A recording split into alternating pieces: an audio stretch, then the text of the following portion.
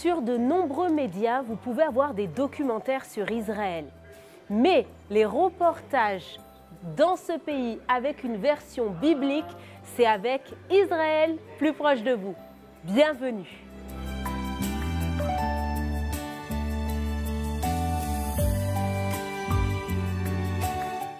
Les villes antiques romaines avaient pour habitude de garnir leurs rues principales avec des colonnes de pierre impressionnantes. On appelait ces rues cardo.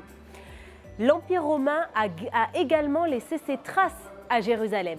Découvrons les lieux avec notre guide que vous connaissez, Loïc.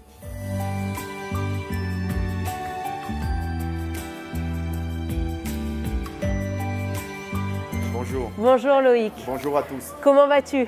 Très bien et toi? Très bien, merci. Loïc, est-ce que tu peux nous parler de ce fameux cardo de Jérusalem? Bien sûr. Alors il faut savoir que nous avons en face de nous un vestige qui date du IIe siècle. Le IIe siècle nous ramène à l'époque de l'Empire romain. Donc les Romains, ils avaient pour habitude de construire les villes avec une certaine physionomie. Il y avait deux axes principaux. Le premier axe était l'axe est-ouest qu'on appelait le Decumanus. Et le deuxième axe qui nous intéresse plus aujourd'hui, c'était l'axe nord-sud qu'on appelait le cardo qui signifie pivot. Donc les cardos généralement étaient ornés de colonnes de part et d'autre, comme ce qu'on voit ici.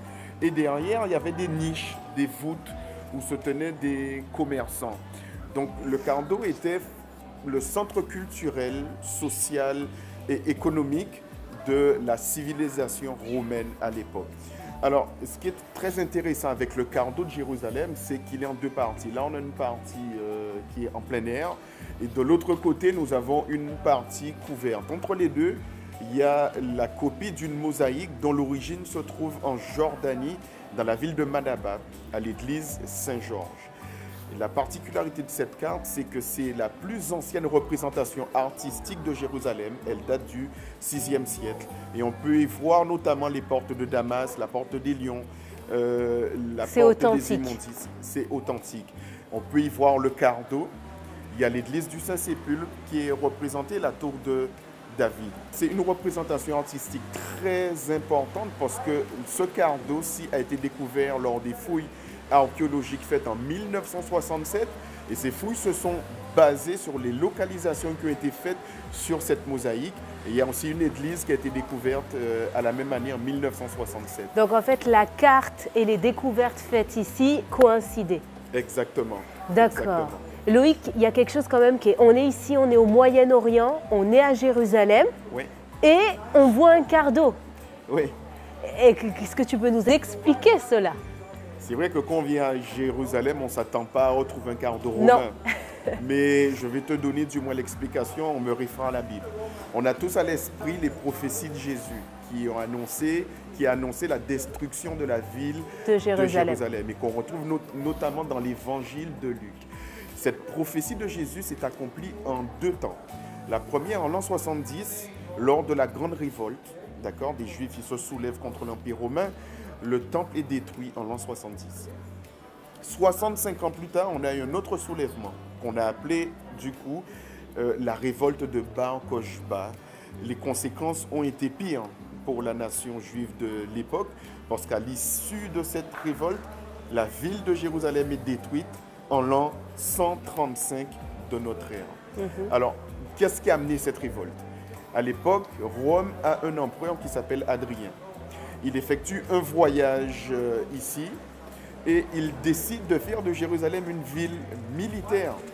Il interdit la circoncision et puis en tout, il décide de construire un temple en l'honneur de la principale divinité de Rome, Jupiter Capitolin, sur le mont du Temple.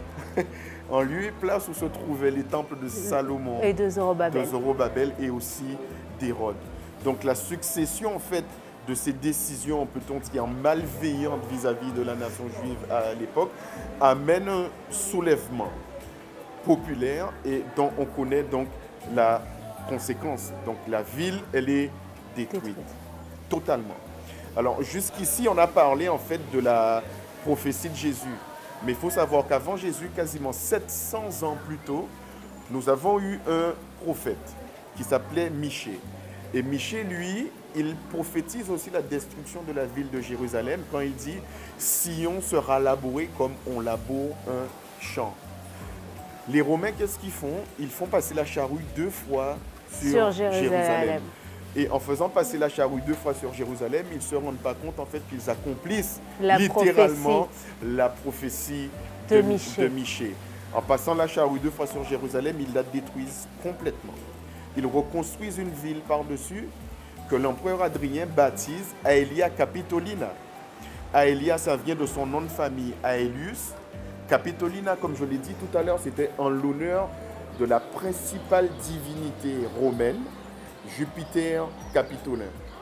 Et à partir de ce moment, nous sommes en l'an 135, les Juifs ont interdiction de mettre les pieds à Jérusalem. Waouh, c'est très étonnant. Les Juifs sont interdits à Jérusalem. Oui, interdiction d'entrer à Jérusalem et dans la région de la Judée. Mais les Romains vont plus loin. Ils avaient une province qui s'appelait Syria Judéa. Et ils décident de rebaptiser cette province qui englobait le nord de l'Égypte, Israël, l'ouest de la Jordanie, le sud du Liban, le sud de la Syrie. Ils rebaptisent toute cette province du nom de Palestine. Alors tu veux dire que le mot Palestine ne date pas d'aujourd'hui, mais il date déjà des Romains? C'est eux qui ont inventé ce mot? Alors, ce ne sont pas eux qui ont inventé ce mot, mais ce sont les premiers à avoir rebaptisé Israël et cette région du nom de Palestine. D'ailleurs, pourquoi? Alors, je vais à ce stade élucider 2 points cruciaux. La première, c'est que pour les Romains, Palestine ne faisait pas référence ni à un peuple, ni à une nation. D'accord? C'était un nom usuel qu'ils ont employé pour nommer une province romaine. Donc, c'était un nom usuel pour faire référence à un département administratif. Ça, c'est le premier point. Le second point, et qui est certainement le plus important, c'est qu'il faut savoir que Palestine vient du mot philistin. Ah, tu veux dire que Palestine, c'est un dérivé du mot de philistin. Exactement. Palestine, un dérivé du mot de philistin, c'est la même racine. Les Romains, ils en étaient conscients. Et c'est pour cette raison qu'ils renomment en fait cette province du nom de Palestine. C'est comme s'ils la renommaient du nom de Philistin. C'est comme pour montrer leur antipathie au niveau des Juifs. On prend le nom de votre ennemi pour nommer votre Tu as très bien compris, exactement. En fait, c'était une manière d'accentuer l'humiliation faite aux Juifs après la destruction du troisième temple. En l'an 70, en l'an 135, la ville de Jérusalem est détruite.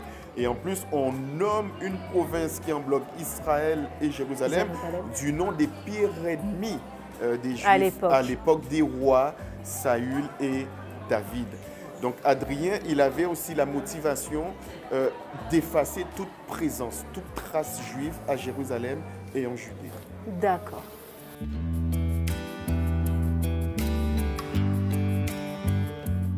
Loïc, le mot de la fin, ça serait quoi? Le mot de la fin, ce serait de dire que là, une fois de plus, on a la véracité de la Bible. Véracité pourquoi? Parce que le prophète Michée et Jésus ont annoncé la destruction de la ville. S'il n'y avait pas eu de destruction de la ville de Jérusalem, il n'y aurait pas eu de cardo. Donc même si le cardo n'est pas mentionné dans la Bible directement, mais la toile de fond est biblique. Et ça, de la première à la seconde alliance. D'accord. Merci beaucoup Loïc. Merci à vous. Bénédiction sur vous et autour de vous, un grand shalom depuis la ville du Grand Roi. Je vous dis à très bientôt à Jérusalem.